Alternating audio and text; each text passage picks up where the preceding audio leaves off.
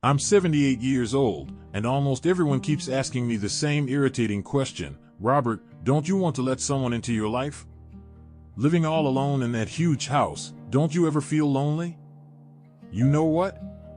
I tried that road. Exactly 9 years ago, when I was 69, I gave in to the pressure around me. I got myself a girlfriend. People celebrated it like a major victory.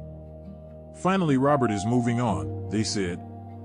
It's never too late for love. But there's a truth nobody says out loud. When your past is already heavy on your back, having someone sit right beside you can sometimes make you feel far lonelier than sitting alone in an empty house. And that's a different kind of loneliness, one that reaches into the deepest corner of your heart. I have to tell you how it all started, because if you don't understand that part, you won't understand the rest. My wife, Margaret, passed away the year I turned 62.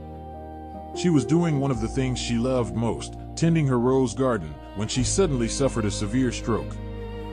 That evening, we were supposed to be getting ready for a nice dinner at Giuseppe's, our favorite Italian place.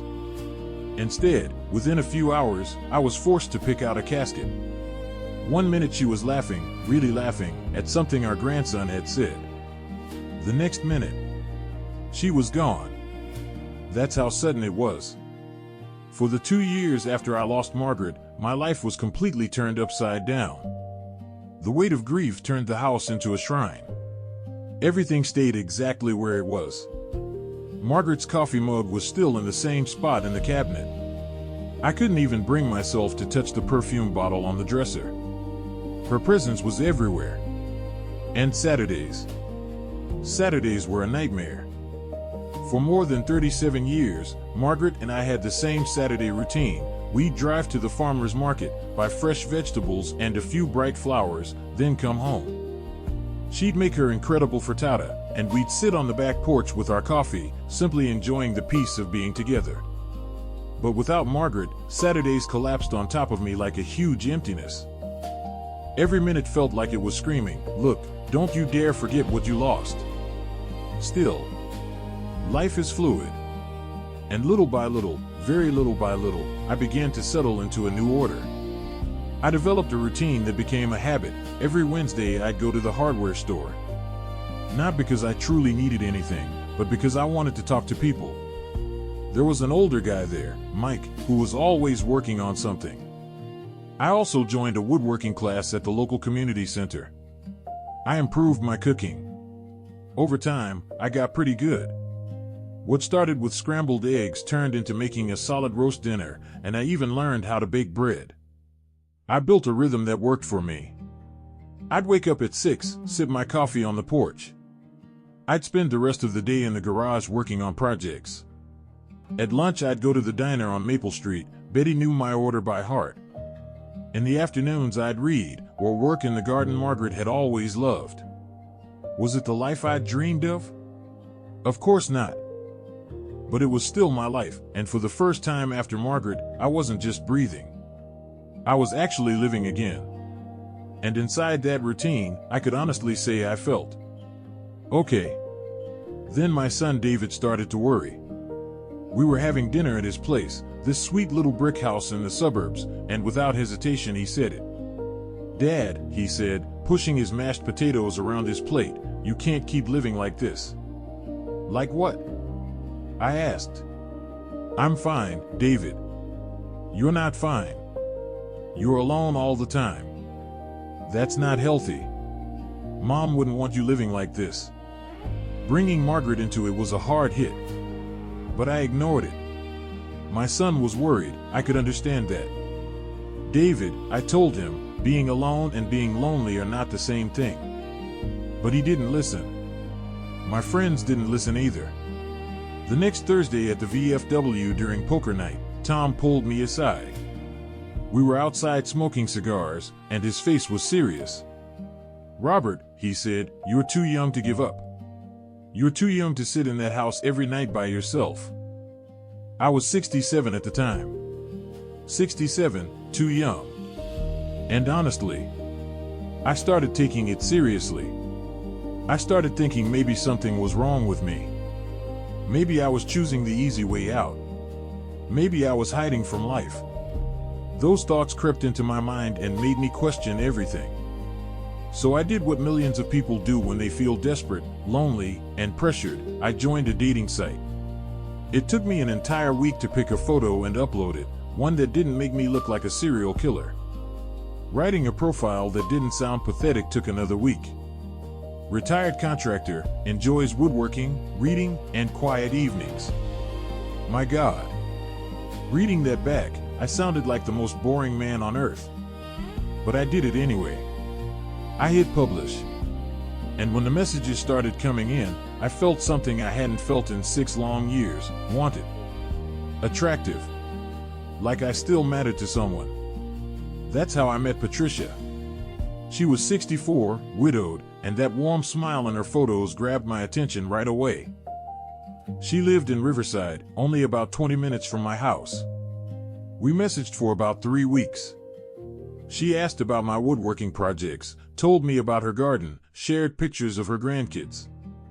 Then we moved to phone calls, long conversations. She laughed at my awful jokes. She seemed genuinely curious about my stories from my old construction days. After 2 months, we decided to meet. We picked a place called the Garden Cafe, right in the middle between our homes. And thank God, she looked exactly like her pictures. Gray hair, kind eyes, a floral dress. She was easy to talk to, comforting in a way. She told me about her book club, her daughter living in Portland, and how she'd lost her husband to cancer 4 years earlier. I understand how you feel, she said. Driving home that day, I felt real hope. Maybe everyone was right. Maybe this time it would work. Maybe I'd been wrong to believe being alone was better for me. When perfect starts to suffocate you, the first few months were honestly beautiful. We'd have dinner twice a week at different restaurants around town. I ended up loving Thai food because of her. We'd go to matinee movies because they were cheaper and the theaters were empty. When the weather was nice, we'd take long walks in Morrison Park. We started holding hands. Everything felt natural, meaningful, like I was finally taking a step forward. Then the small details started showing up, things that looked innocent on their own, but together started forming a bigger picture. She'd call around 7:30 in the morning just to say good morning and ask how I'd slept. I thought it was sweet. Then she'd call again at lunch, just checking in. Then another call at night before bed to say good night. At first, I liked it. I told myself, this is what couples do. This is how they show they care. But after a few weeks, things began to shift. If I didn't answer the first call, she'd call again. Then a text would come immediately after, "Where are you?" I was worried. "Why didn't you answer? Did something happen?" One Thursday morning I was in my woodworking class. We were working on dovetail joints, and my focus was completely locked in. My phone kept buzzing in my pocket, Patricia, over and over. I let it go to voicemail. I figured I'd call her back later. When I finally returned her call an hour and 15 minutes later, she was hurt. More than hurt. "I didn't know where you were, Robert. I called 5 times. I told you Thursday mornings are my woodworking class. But you didn't answer. What if something had happened? What if you fell and couldn't reach your phone?" I felt this heavy, crushing weight in my chest. Having to explain that I was doing something I loved, like it was a problem, made my stomach turn.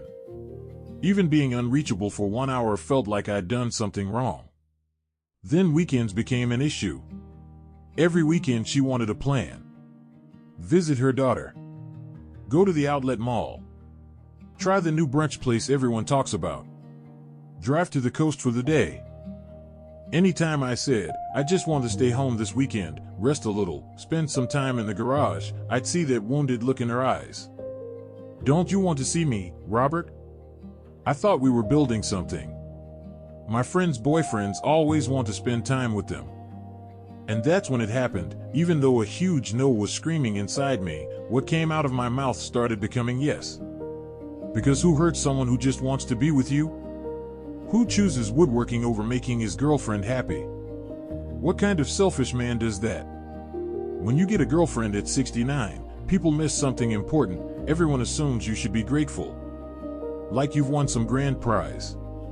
So when you're tired, when you need space, when you want one quiet Saturday where nobody asks, "What are you doing?" or "Where are you going?" you feel selfish. Ungrateful.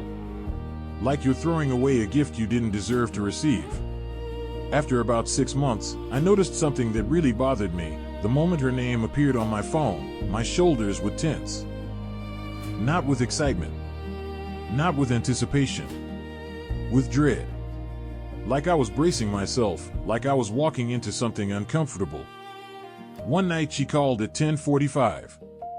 I was in bed. The History Channel was on. My eyes were drifting shut.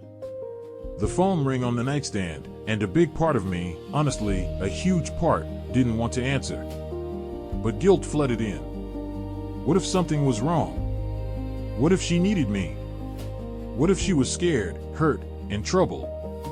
So I answered. Nothing was wrong. She just wanted to talk. About her day. Something her daughter said that annoyed her. Worry about a doctor's appointment next week. A recipe that didn't turn out right. The neighbor's barking dog. We talked for more than an hour and a half. When we finally got off the phone, it was well past midnight. I sat there in the dark, feeling completely drained, yet not only because it was late. It was something deeper. A quiet unease I still couldn't name. The next morning Tom called. "Hey Robert, want to go fishing Saturday? Weather's going to be perfect. Bass are hitting at Lake Henderson." I wanted to say yes so badly. Fishing with Tom is one of the simplest pleasures in my life. We don't talk much. Just the line in the water, the soft sounds around us, and the silence between two old friends. That simplicity is what makes it so peaceful. But I knew if I went, Patricia would want to come. And if Patricia came, fishing wouldn't be fishing. It would be non-stop conversation, complaints about bugs, the heat, little comments like "What are we even doing just sitting here?" She'd want to leave within an hour, and my quiet escape would disappear. So I told Tom I couldn't make it. I said I had repairs to handle around the house. That night, sitting alone in my living room, inside the house where Margaret and I raised our kids, I realized something that hit me like a punch to the gut. My life was no longer mine. Let's talk about money too, because nobody ever talks about this. I was 69, living comfortably on Social Security and my contractor's pension. I wasn't rich, but I was fine. My needs were covered. I had room for hobbies. I could even help David out now and then. With Patricia, unexpected expenses showed up everywhere. Dinner out every week, sometimes $50, $60, sometimes $80. Gas back and forth. Birthday gifts for family members I'd never even met. Anniversary gifts. Just because gifts. Then she wanted a trip to Napa Valley. Winery tours. Tastings. A little bed and breakfast. $350 for the hotel, $200 for meals, plus tastings and souvenirs. I didn't say no. How could I? But I started waking up at 3 a.m. doing math in my head. Watching my retirement savings drain faster than I'd planned. Wondering how long I could keep it up. And it wasn't only money. It was my energy, my physical energy, the most valuable thing I have. At 69, I'd wake up at 6, do well through late morning, then by the afternoon I needed rest.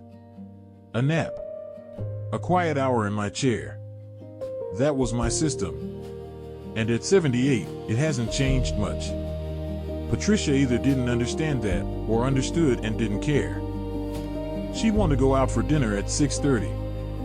Then let's stop by my daughter's. Then let's go look at Christmas lights. Or let's run into Target for a few things. We'd get home around 9:30 or 10, and I'd be completely wiped out. When I said, "I'm not as young as I used to be," she'd look at me like I was making excuses. "My friend Dorothy's husband is 73 and he plays tennis twice a week," she'd say. "It's all about staying active, Robert." The breaking point came around the 8th month. We were at her house for dinner. She'd made pot roast. And right there, between the potatoes and the carrots, she said it, out of nowhere, "Robert, I think we should live together." My fork froze halfway to my mouth. "Think about it," she said firmly. It was obvious she'd rehearsed it. We're always going back and forth between two houses. We're getting older, we can't deny that. The logical thing is to live together. We could sell one of the houses, combine our resources, and finally share a real life. That night, I was back in my own house. My house. The house where I carried Margaret over the threshold 39 years ago. The house where I brought David home from the hospital. The house that held every Christmas, every Thanksgiving, every birthday. The house where Margaret said goodbye upstairs in that bedroom. I imagined sharing it. I imagined someone else steering my routine, what time I eat, what time I sleep, when I get to drink my coffee in peace. I imagined Margaret's memories being pushed aside to make room for someone else's things.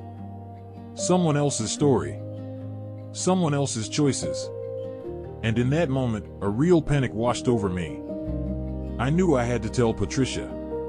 The next week, on Tuesday, I went to her house. We sat in her living room, floral wallpaper, pictures of grandkids I barely knew, and I finally said it, "I can't keep doing this, Patricia." Her eyes filled instantly. She started crying. "What did I do? Please tell me, I can fix it." "You didn't do anything wrong," I said. "You're a good, thoughtful person. But I'm not ready to share my life with someone. I thought I was. But I'm not." The guilt was heavy. Crushing. Patricia deserved happiness. But I couldn't give it to her at the cost of my peace. The weeks afterward were hard. David was disappointed. Tom didn't understand. My friends at the VFW looked at me with sadness and pity, like I'd made some huge mistake. But slowly, everything changed. I started waking up and Patricia wasn't the first thing on my mind. I wasn't thinking about missed calls or new messages. My first thought became, what do I want to do today? I went fishing with Tom again. I returned to my woodworking projects and finally finished that dovetail piece I'd been putting off. I had quiet evenings at home, no commentary, no negotiation, just freedom. I read what I wanted. I watched what I wanted. I wasn't lonely. I was peaceful. And the distance between those two things is bigger than most people ever realize. What I wish someone had told me, I wish someone had told me this years ago.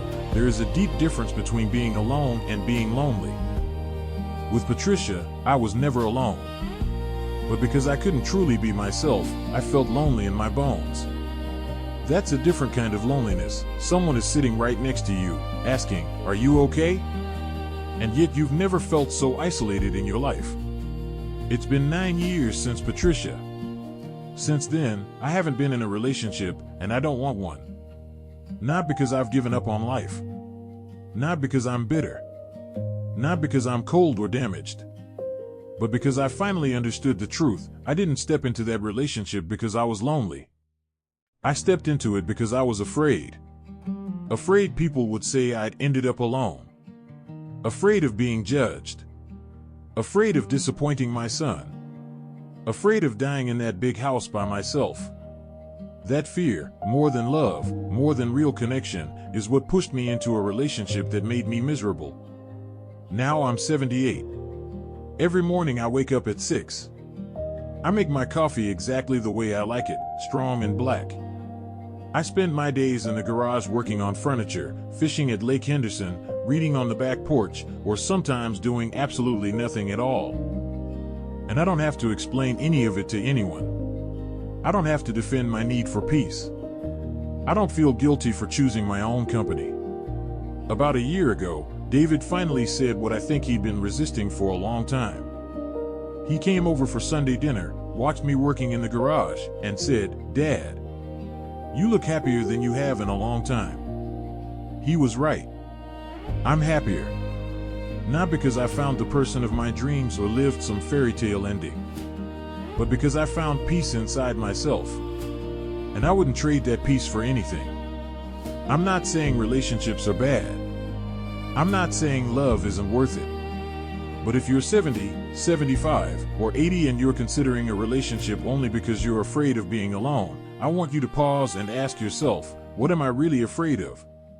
Because there's a truth nobody wants to say out loud: being alone isn't the same as being lonely. And being in a relationship doesn't automatically mean you won't feel lonely. I have a friend named George. He's 81 now. He's been in a relationship for 7 years. Every time I see him at a restaurant, he looks exhausted. Last month he told me, "I can't remember the last day I had to myself." But what am I going to do? Start over at 81? That isn't love. That's fear. It's the same social pressure that shoved me into something I didn't truly want. At this age, peace isn't a luxury. It's survival. My body can't handle carrying someone else's emotional weight anymore. Someone else's needs, schedule, expectations. My mind can't handle the guilt, the pressure, and the non-stop negotiation. So I chose peace. And I'm not apologizing for it. Sure, sometimes I do feel lonely. Holidays can be hard. David's birthday. Margaret's birthday. Our anniversary. Those days hit differently. But they pass. And those brief moments can't compare to the constant, grinding loneliness I felt while I was with Patricia. If you're in a relationship that's draining you, you have the right to leave. Even at 70. Even at 80. Even if the people around you think you've lost your mind. And if you're alone and everyone keeps insisting find someone, you need companionship, you're wasting your final years. You have the right to say no. You have the right to choose yourself. Here's what I finally learned. Too late, maybe, but I learned it. Your own presence is enough. You don't need anyone else's approval to make your life meaningful. You don't have to prove you're living the right way to anyone. All you have to do is make peace with who you are. Because once you find that peace, you realize you're holding the most valuable thing you have. More valuable than companionship that comes with chaos. More valuable than escaping the judgment of people who don't understand. More valuable than forcing yourself into a life that looks right from the outside. So no, I don't have a girlfriend. And no, I'm not looking. Not because I'm angry. Not because I'm closed off. Not because I'm stuck in the past. But because I learned to love my own company. And I have no intention of losing that. Not for anyone. You only get one life. This is your one chance to live these last years on your terms. Don't slowly lose yourself trying to keep someone else happy. Don't give up your peace for a relationship that pulls you down. Don't let fear push you into a life everyone else calls right when it feels wrong to you. I'm 78. I live alone in the house where I built everything that mattered to me. I drink my coffee on the porch. I focus on my projects. I go fishing with Tom. I read my book slowly, the way I like. I live at my own pace, by my own needs. And for the first time in a long time, I'm truly happy. That isn't sad. That isn't giving up. That isn't wasting what time I have left. That's wisdom, quiet, steady wisdom. If this hit you in the heart, if you felt this pressure, if you're fighting the same questions, share your thoughts in the comments. Tell your story. Are you truly happy? Are you at peace? Or are you, like I was, living the life everyone else told you should live? And hey, don't forget to subscribe. Let's build a community of people who understand that being alone and being lonely are two completely different things. Thanks for taking the time to listen. I'll see you in the next one.